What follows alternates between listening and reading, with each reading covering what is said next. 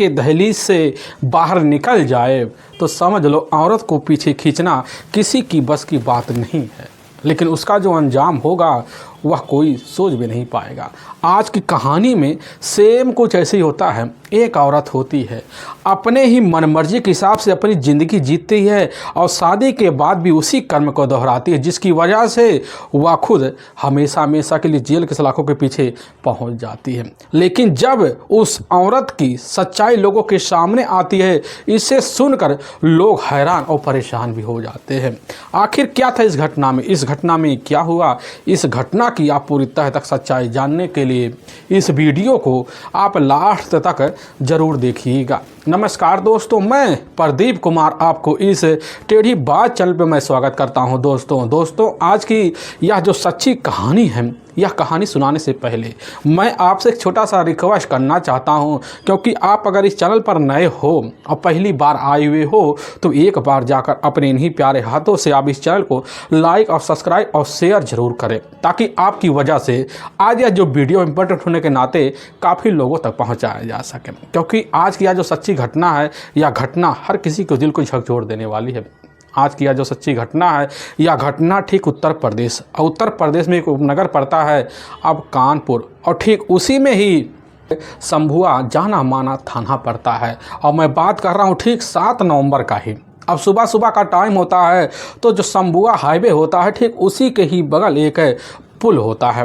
अब उसी पुल पर कुछ लोग जो होते हैं संभुआ इलाके के मौके पर गुजर रहे होते हैं, उनकी जो नज़र होता है अब ठीक है सड़क पर पहुंचता है तो देखते हैं कि साइड में एक व्यक्ति पूरी तरह से खून से लथपथ अवस्था में अब पड़ा हुआ। थोड़ी दूर पर एक बाइक है, वहाँ ज़मीन पर गिरा हुआ पड़ा होता है और तुरंत वहाँ के जो व्यक्ति होते हैं उसी समय वहाँ के लोगों को इकट्ठा कर लेते हैं। इकट्ठा होने के बाद लोग तरह तरह के बातें करते हैं। उसी वक्त अब इसकी जो सूचना होता है अब संभुआ पुलिस थाने में दे देते हैं। संभुआ पुलिस थाने के थाना प्रभारी संजीव चौहान जैसी खबर पाते हैं तो अपने दल बल टीम को लेते हैं और लेने के बाद ठीक है कुछ मिनट के अंदर जो होता है इधर उसी घटना पर पहुंचते हैं और तौर तरीके से जैसे बॉडी के करीब जाते निरीक्षण करते हैं। पहली नज़र में उनको अंदाज़ा हो जाता कि बस करो, इस व्यक्ति की जो मौत है यह रोड एक्सीडेंटल की वजह से हुई है।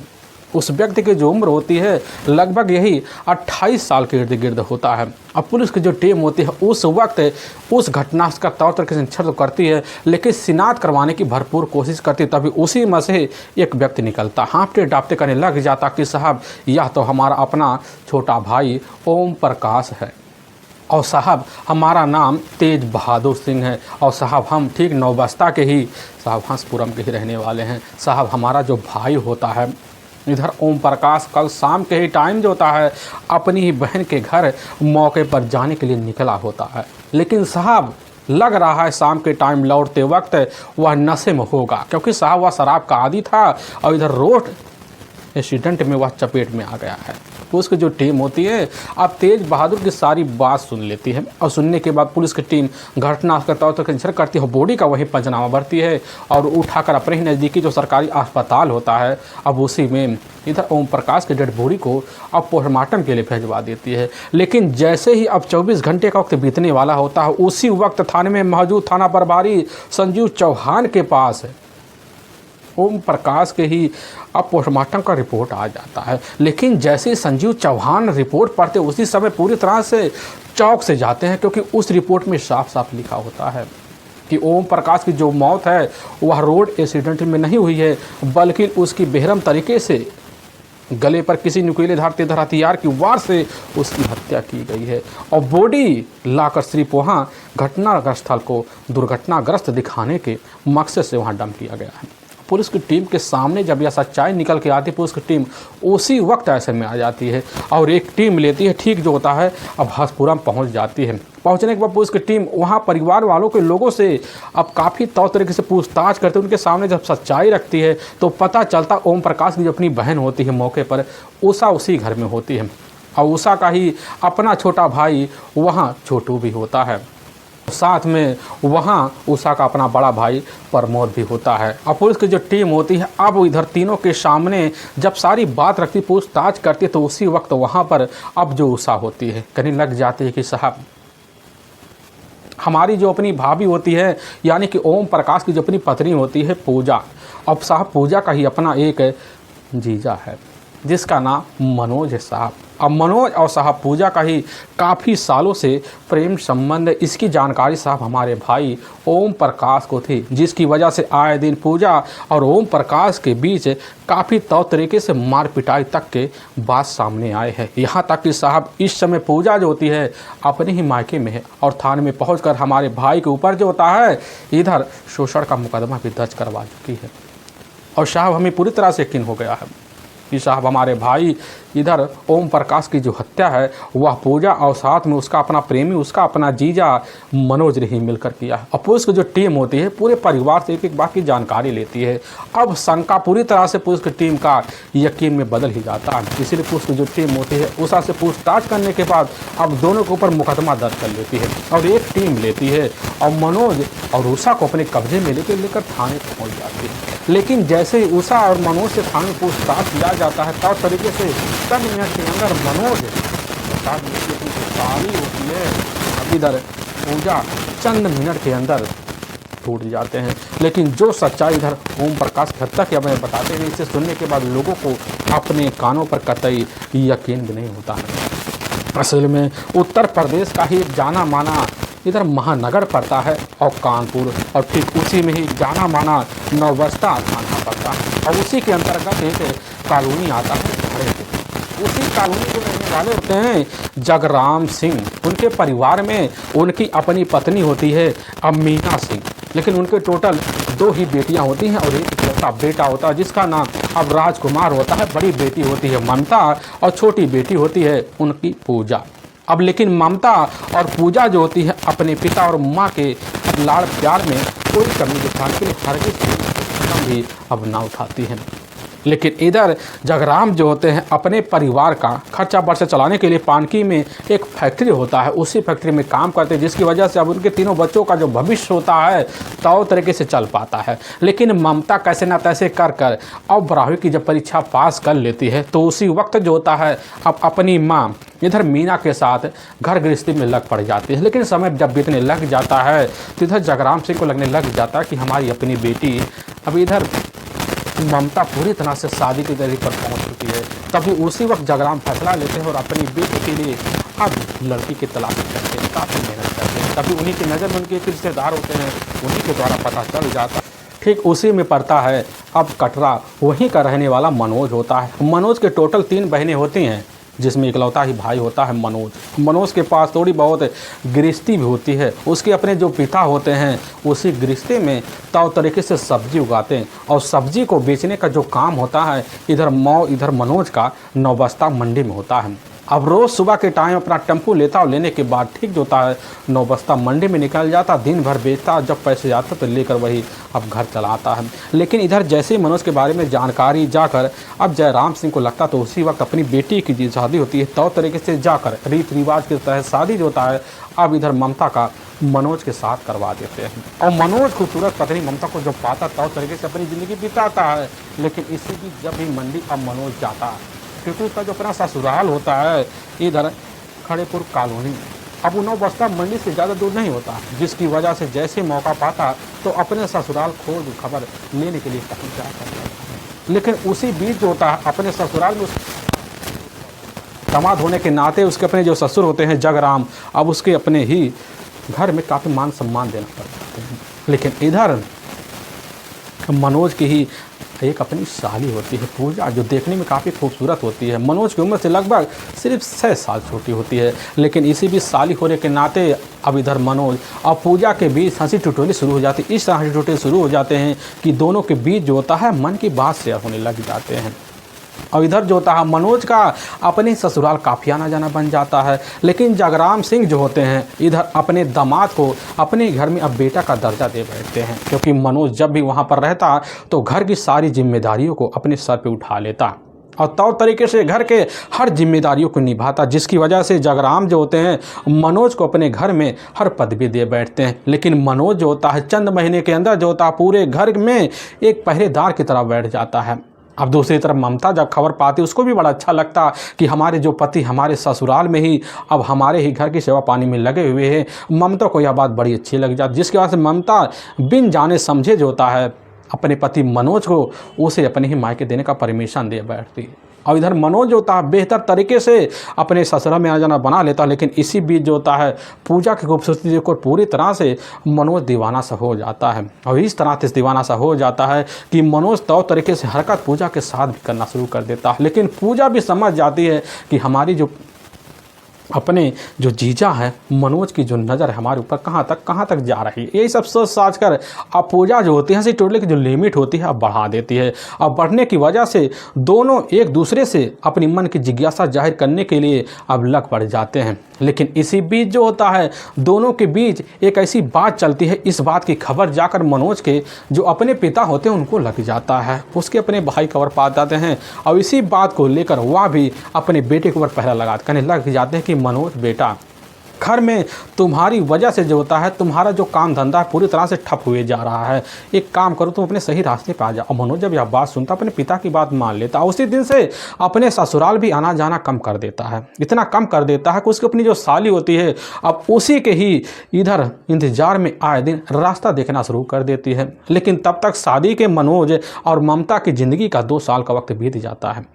लेकिन इधर अब मनोज को अपनी खूबसूरत जो पत्नी होती है ममता वह भी एक घोटे हुए अब दाल की तरह दिखना शुरू हो जाती है, जिसकी वजह से अब जो होता है इधर मनोज अपनी पत्नी ममता को अपने घर में कम भाव देना शुरू कर देता है और दोबारा जो होता है अपने ससुराल आना जाना बढ़ा देता है। आने जाने की वजह से उसकी जो साली होती है पूजा अपने जीजा को जब देखती तो तरीके से मान सम्मान और आवभगत में कोई कमी नहीं देखती।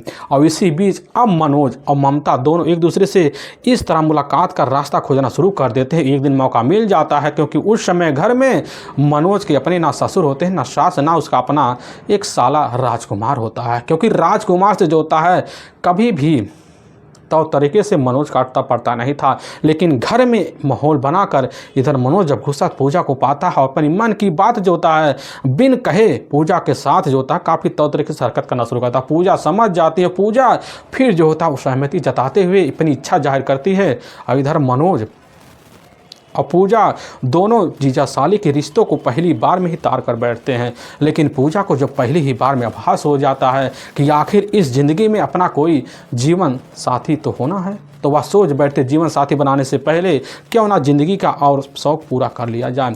और इधर अब पूजा जो होती है आए दिन अपने ही जीजा से रिश्ते पन पाने के लिए तौर तरीके से बहाना भी ढूंढना शुरू कर देती है। लेकिन मनोज पूरी तरह से अपने साली के प्यार में इस तरह दीवाना सा हो जाता कि अब जो होता है अपने ससुराल में लगभग 203 दिन हर वक्त पड़ा ही रहता था। लेकिन जैसे ही भोर का 4 बजे के आसपास का टाइम होता है तो उसी वक्त उठता।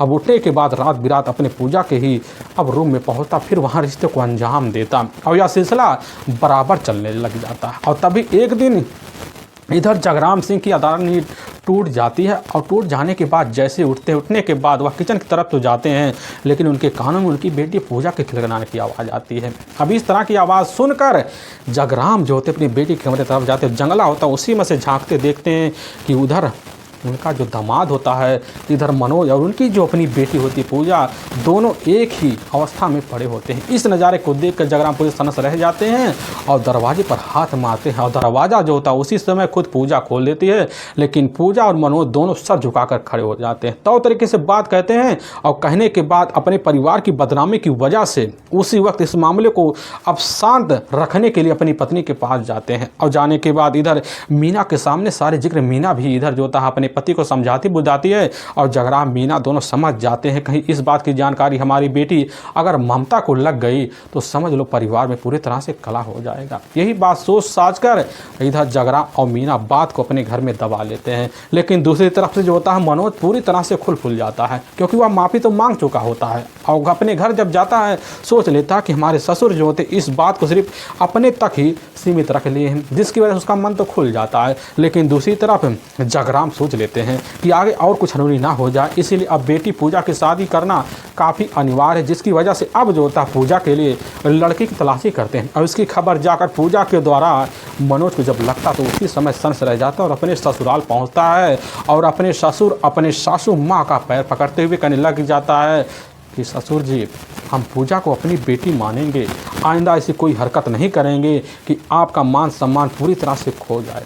अब इस तरह की बात जो होता है मनोज अपने ससुर जगराम के सामने किए जाता है। जगराम को समझ में आ जाता है कि चलो अगर दामाद को समझ में आ गया है तो समझ लो अब तो घर तो सुधर जाएगा। ये सब सोच साथ जगराम उस समय अपने दामाद मनोज को समझाते बुझाते हुए, सहमति दिलाते हुए वहीं सारे मामले ठंडे रफा करते हैं। लेकिन हाँ, दूसरी तरफ जो होता है अब मनोज पूरी तरह से उनका सहयोग भी करना शुरू कर देता है और जगराम के साथ मिलकर मनोज अब पूजा के लिए वर की तलाशी शुरू कर देता है। लेकिन इसी बीच जो होता है खुद मनोज की जो मुलाकात होता है अब जाकर तेज बहादुर से हो जाता है। तेज बहादुर कोई और नहीं होता है बल्कि जगराम सिंह का ही अपने बड़े भाई का अपना सगा दामाद होता है, क्योंकि इधर दामाद जो होता है उनकी अपनी बेटी की जानकारी अब जगराम को दे देता है। जगराम खबर पाते उसी वक्त पता पाते हैं कि ठीक जो होता है तेज बहादुर का अपना ही छोटा भाई होता है अब ओम प्रकाश देखने में काफ़ी अट्टा कट्टा है। मौके पर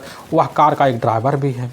लेकिन हाँ, ओम प्रकाश के अलावा जो होता है उसके टोटल 2 और भाई होते हैं, उसकी एक अपनी बहन भी होती है और इधर घर में तो तरीके से मान सम्मान भी होता है, लेकिन पूरे परिवार में सहमति बनी होती है। अब इस तरह की जानकारी जगराम सिंह को जो लगता है तो उसी वक्त जो होता है तेज बहादुर से बात करते हैं और तेज बहादुर जो होता है अपने भाई के रिश्ते के बारे में दिखावे करते हैं। और ठीक 16 फरवरी साल 2016 को तौर तरीके से अब पूजा की जो शादी होती है जाकर ओम प्रकाश से हो जाता है। होने के बाद पूजा अपने ससुराल जाती है। काफ़ी इस महीनों के अंदर जो होता है अपनी ही बहन अनीता का तो तरीके से मान सम्मान भी कर देती है, क्योंकि उसकी अपनी चचेरी बहन भी होती है और दूसरी तरफ उसका अपना देवर छोटू भी होता है, बेटा होती है। सबका मान सम्मान तो तरीके से करने तो लग जाती है। लेकिन और दूसरी तरफ से मनोज जो होता है अपने साली के प्यार में इस तरह पागल सा हो जाता कि अपने साली से अब मुलाकात करने के लिए बहाना भी ढूंढना शुरू कर देता है। और तभी उसके अपने रिश्ते भी याद आ जाते हैं कि अरे हमारा तो ओम प्रकाश अपना सगा साड़ू भी पड़ता। और इसी के इरादे से अब जो होता है खुद पूजा के ससुराल पहुंच जाता है और साड़ू का रिश्ता बनाकर अब जो होता है ओम प्रकाश से वहीं बराबर मेल जोल बना लेता है, जिसकी वजह से अब पूजा के साथ उसका फिर व्यवहार पहले जैसा बनना शुरू हो जाता है। लेकिन कुछ दिन जो होता है जब ओम प्रकाश अपने घर में बराबर मनोज को आता जाता है तो उसके मन में शंका होने लग जाता है। इसी शंका के बीच पूजा के पास जाता करने लग जाता कि पूजा, हम तुम्हारे इरादे समझ पा रहे हैं, क्योंकि तुम्हारा अपना जो जीजा होता है इधर मनोज का तुम्हारे साथ काफ़ी ज़्यादा उठ के बैठ के सुटेल बन रहे। इस तरह का इरादा हमें अच्छा नहीं लगता, इसीलिए हम चाहते हैं कि तुम जो होता है उसके साथ बोलना चालना बंद कर दो और हम आज के बाद ना उनके घर जाएंगे ना वो हमारे घर आएंगे। लेकिन इस तरह की बात जब पूजा सुनती है तो ओम प्रकाश के मन में तौ तरीके से बात भी करती है, कहने लग जाती है कि ऐसा कुछ नहीं जिससे तुम्हारे मन में चल रहा है। लेकिन इसी बात को लेकर अब जो होता आए दिन पूजा और इधर ओम प्रकाश के बीच झगड़े तकरार शुरू हो जाते हैं। झगड़े तकरार का जो खबर होता है बड़ी जल्दी जाकर मनोज को जब लगता है तो मनोज जो होता है उसी वक्त सोच लेता है कि अपने साली के घर तो नहीं जाएंगे, लेकिन हाँ अपने साड़ू इधर तेज बहादुर के घर जरूर जाएंगे।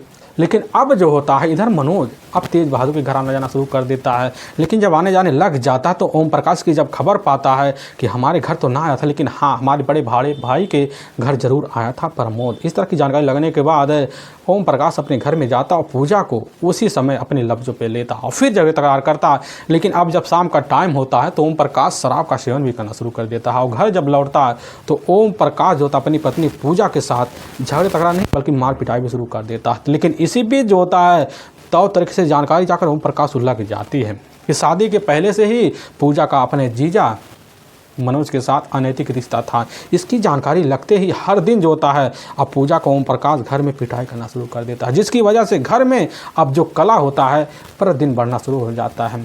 लेकिन जैसे शादी के अब 1 साल भर बीतते तो उसी वक्त पूजा अपने पति से झगड़े तकरार करती है और करने के बाद ठीक जो होता है अपने मायके आ जाती है। इसकी जानकारी जब जगराम को लगता तो उसी समय अपनी बेटी को हिदायत देते हैं कि बेटी तुम्हें अपने ससुराल चली जाना चाहिए। लेकिन इधर पूजा जो होती कसम खा लेती हम कतई नहीं जाएंगे, चाहे हमारी ज़िंदगी में पहाड़ ही क्यों ना टूट पड़े। लेकिन इसी बीच जो होता है इसकी जो खबर होता है अब जाकर जैसे ही मनोज को लगता है उसके चेहरे में मुस्कुराहट आ जाती है। वह समझ जाता कि हमारे अब सारी मुरादें हमारी साली की बदौलत पूरा होंगे। अब उसी दिन से अपने ससुराल जो होता है बराबर आने लगा देता। फिर जो होता है पूजा के साथ वही रिश्ता अपन पा लेता है और फिर पूजा के हर जो होता है दुख सुख में साथ देने की तैयारी कर लेता है। लेकिन इसी बीच पूजा भी ठान लेते हैं कि ओम प्रकाश की वजह से हमारी ज़िंदगी जो होता हमारे ससुराल में एक कला बन गई, जिसकी वजह से वह फैसला लेती है और ठीक और थाने में जाती है और अपने पति ओम प्रकाश के ऊपर जो होता है तौर तरीके से प्रताड़ना की मुकदमा दर्ज करवा लेती है। और पुलिस की जो टीम होती है ओम प्रकाश को लेती है और लेने के बाद जाती है वहाँ थाने में, तौर तरीके से मुकदमा दर्ज करके और बंद कर देती है। लेकिन दूसरी तरफ कैसे ना तैसे कर जो होता है उसी वक्त तेज बहादुर जाता अपने भाई अब ओम प्रकाश को छुड़ा कर अपने घर तो लाता है, और लाने के बाद जो होता है इधर सोचता है कि कैसे ना तैसे कर इस केस को सुलहनामा कराया जाए। और ओम प्रकाश अपने भाई तेज बहादुर के सामने तो जब जाता है, और जब जाता तो तेज बहादुर से कहता है कि सुलहनामा करवाओ। लेकिन तेज बहादुर जो होता है अपने भाई ओम प्रकाश की एक बात नहीं सुनता, जिसकी वजह से अब जो होता है आए दिन तेज बहादुर ओम प्रकाश के बीच झगड़े तकरार शुरू हो जाते हैं। इतने झगड़े तकरार शुरू हो जाते हैं कि दोनों के बीच मार पिटाई तक के नौबत आ जाते हैं, जिसकी वजह से दूरियां भी पनप जाती है।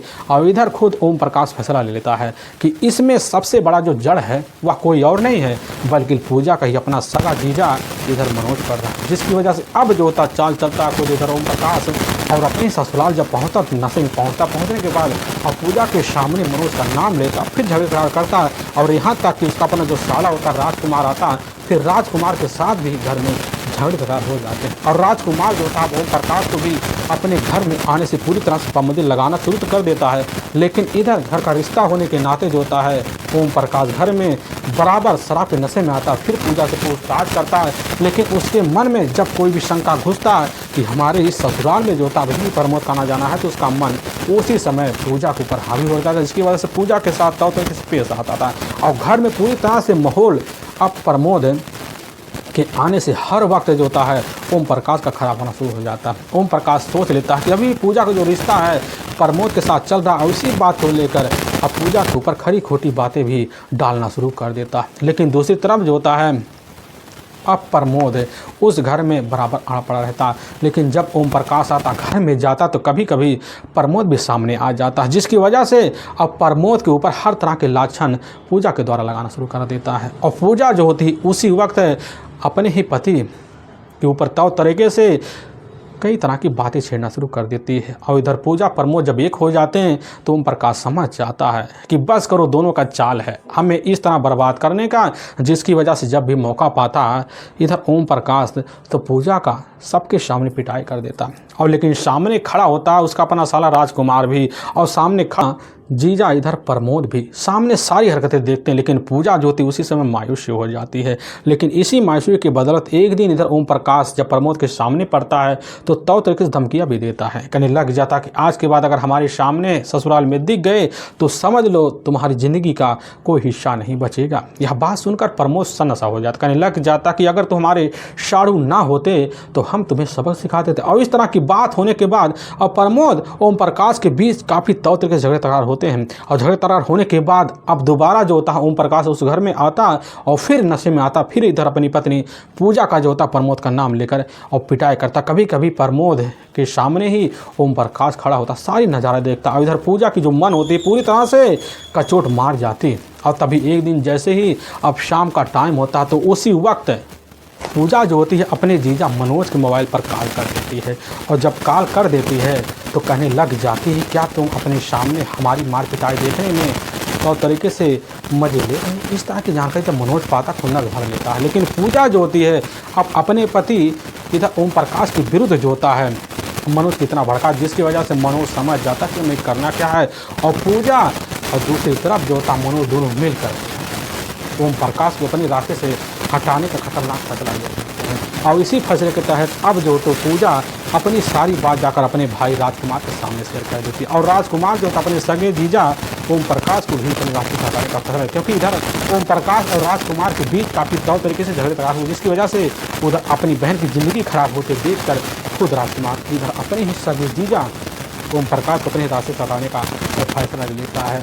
और इधर मनोज तेज बहादुर से मुलाकात करता है, क्योंकि तेज बहादुर ओम प्रकाश के बीच जो होता है भले ही भाई का रिश्ता होता है, लेकिन इन दोनों के बीच कई बार मार पिटाई सबसे नौबत आए, जिसकी वजह से तेज बहादुर बड़ी जल्दी जो होता है मनोज की बात में आ जाता है। और इधर चारों के चारों मिलकर अब जो होता है अपने रास्ते से ओम प्रकाश को हटाने का खतरनाक अब प्लान बना लेते हैं। अब इसी प्लान के तहत जो होता है जैसे ही अब 6 नवंबर साल 2018 का ही अब शाम का टाइम होता है, तो उसी वक्त पूजा जब अपने ही जीजा मनोज के मोबाइल नंबर पर कहने लग जाती कि इस समय हमारी जो पति अपनी बाइक की फिल्म करवाए जो होता है अपनी बाइक लेता और अपने साले माफी चाहता था, उसको बैग बैठा था और ठीक जो था आप बिजलू पहुंच जाता। उसी एजेंसी में जब पहुंचता पता चलता कि सामने इधर भाई बना रहा है और सामने ओम प्रकाश पहुंचने के बाद तुरंत माफ़ी मांगता है। और इधर ओम प्रकाश जैसे मनोज को देखता तो उसी समय अब रिश्ते के नाते साड़ू तो होता है, लेकिन साड़ू के नाते उसी वक्त माफ़ भी करने लग जाता। आज के बाद आपसे ऐसी गलती नहीं होना चाहिए। लेकिन मनोज जब बात सुनता है तब तक से बात करता है। इसी बातों में बड़ी जल्दी ओम प्रकाश आ जाता है। मनोज कह देता इस गलती का माफ़ीनामा हम तब समझेंगे जब आप जो होता है हमारे साथ पार्टी करेंगे। और ओम प्रकाश तुरंत हामी भर लेता है और इधर राजकुमार और मनोज दोनों कैसे ना तैसे कर ओम प्रकाश को उसी बाइक पर बैठाते हैं और फिर लेकर अब हुआ हाईवे पर चढ़ते हैं। तो उसी वक्त जो होता है दूसरी तरफ बहादुर पहुंच जाता है और तीनों के तीनों एक साथ हो जाते हैं। लेकिन जैसे रास्ते में पहुंचते हैं तो उसी वक्त अब बाइक खड़ा करते हैं और खड़ा करने के बाद वहीं तीनों मिलकर एकाएक गला दबाकर ओम प्रकाश की बेरहम तरीके से हत्या कर देते हैं। बाइक को साइड में ले जाते हैं और ले जाने के बाद वहीं जो घास होता है उसी पर बाइक को लिटा देते हैं और पास एक तेज धार हथियार होता है उसी पार जो होता है गले पर ओम प्रकाश की वार करते हैं ताकि ऐसा लगे ओम प्रकाश की जो मौत है वह हत्या नहीं है बल्कि रोड एक्सीडेंट की वजह से हुई। और फिर बॉडी और बाइक वहीं डंप करने के बाद इधर तेज बहादुर अपने ही गांव चला जाता है। दूसरी तरफ से जो होता है इधर मनोज और राजकुमार दोनों जो होते हैं अपने अपने घर चले जाते हैं। इसकी जानकारी जब पूजा को लगता है तो पूजा के चेहरे पर मुस्कुराहट आ जाती है। लेकिन वाकई में दोस्तों जब थाने में यह सच्चाई खुद जाकर और पूजा मनोज रखते सुनने के बाद लोग खुद सनस रह जाते हैं। उसकी जो टीम होती है राजकुमार, तेज बहादुर और पूजा और इधर मनोज को अपने कस्टडी में ले जाती, वहाँ के कोर्ट में पेश कर देती और कोर्ट में इन चारों के ऊपर काफ़ी गंभीर धारा में मुकदमा दर्ज कराकर ले जाकर हमेशा हमेशा के लिए जेल के सलाखों के पीछे डाल दिया जाता है। दोस्तों हमें इस घटना का सुनाने का जो उद्देश्य है किसी के दिल को ठेस पहुंचाना नहीं है बल्कि आपको यह बताना कि आप जहां भी रहें आप सावधान और सतर्क जरूर रहें। दोस्तों हमारे कुछ ऐसे वीवर हैं जो हमारे वीडियो को लगातार वॉच करते हैं, जिसमें बड़े ही प्यारे वीवर अब साहेब सिंह उत्तर प्रदेश जो बिजनौर पड़ता है उसी में सलेमपुर पड़ता है वहीं के रहने वाले हैं। ओम प्रकाश भी मध्य प्रदेश बालाघाट के रहने वाले हैं और दिलीप कुमार उत्तर प्रदेश कानपुर के रहने वाले हैं और राजू ठाकुर उत्तर प्रदेश कानपुर के रहने वाले हैं और इधर साथ में असीराम वर्मा म्यांमार के रहने वाले हैं और जंग बहादुर छत्तीसगढ़ के रहने वाले हैं। इन सभी व्यूअर का हम तहे दिल से शुक्रगुजार रहेंगे और फिर मिलेंगे एक नई वीडियो के साथ। तब तक के लिए जय हिंद और जय भारत।